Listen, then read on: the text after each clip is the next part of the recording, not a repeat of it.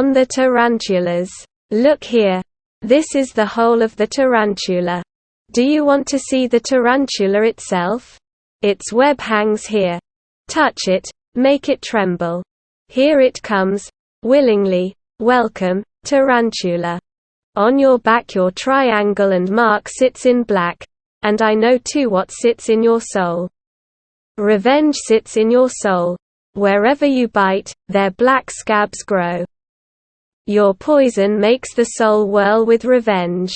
So I speak to you in parables, you who cause the souls to whirl, you preachers of equality.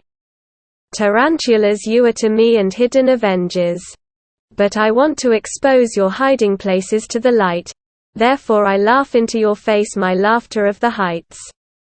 Therefore I tear at your web. So that your rage might lure you from your lie-hole lair, and your revenge might spring forth from behind your word, justice.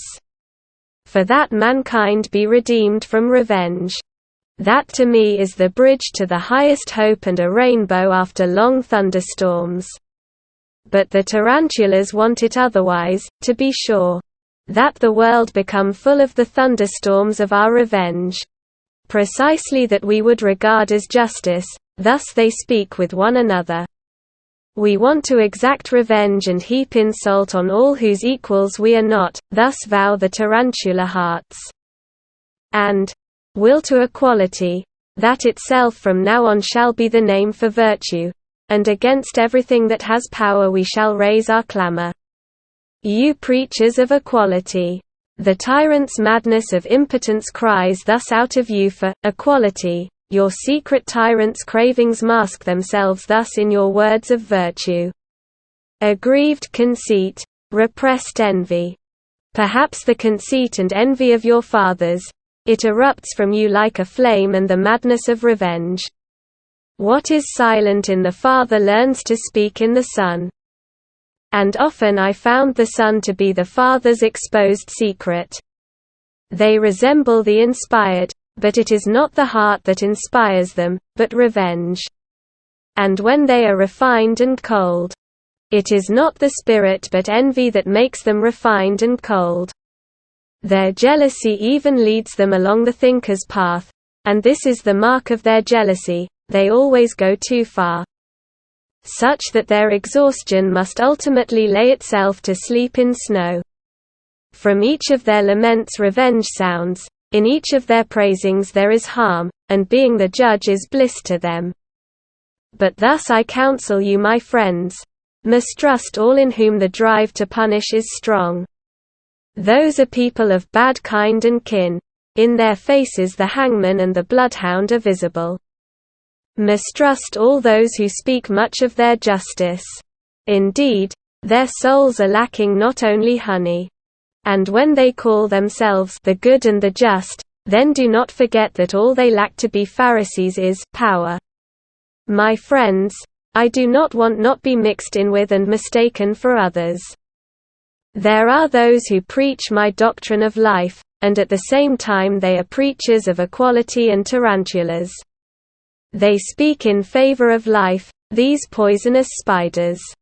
Even though they are sitting in their holes and have turned against life, because they want to do harm. They want to harm those who hold power today. For among them the sermon on death is still most at home. If it were otherwise, then the tarantulas would teach otherwise. And they after all were formerly the best world slanderers and burners of heretics. I do not want to be mixed in with and mistaken for these preachers of equality. For thus justice speaks to me.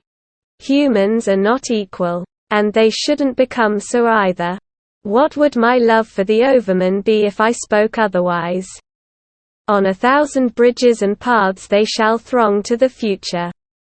And ever more war and inequality shall be set between them. Thus my great love commands me to speak. Inventors of images and ghosts shall they become in their hostility. And with their images and ghosts they shall yet fight the highest fight against each other. Good and evil, and rich and poor, and high and trifling, and all the names of values. They shall be weapons and clanging signs that life must overcome itself again and again. Life itself wants to build itself into the heights with pillars and steps. It wants to gaze into vast distances and out upon halcyon beauties, therefore it needs height. And because it needs height, it needs steps and contradiction between steps and climbers. Life wants to climb and to overcome itself by climbing. And look here, my friends. Here, where the Tarantula's hole is, the ruins of an ancient temple are rising. Look here now with enlightened eyes. Indeed, the one who once heaped his thoughts skyward here in stone, he knew the secret of all life like the most wise. That struggle and inequality and war for power and supremacy are found even in beauty. He teaches us that here in the clearest parable. How divinely the vault and the arch bend and break each other as they wrestle. How they struggle against each other with light and shadow, these divinely struggling ones.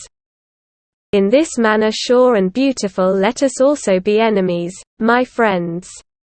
Divinely let us struggle against each other. Alas! Then the tarantula bit me, my old enemy. Divinely sure and beautiful it bit me on the finger.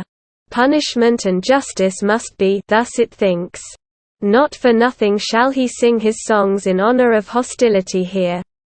Yes. It has avenged itself. And alas! Now it will also make my soul whirl with revenge.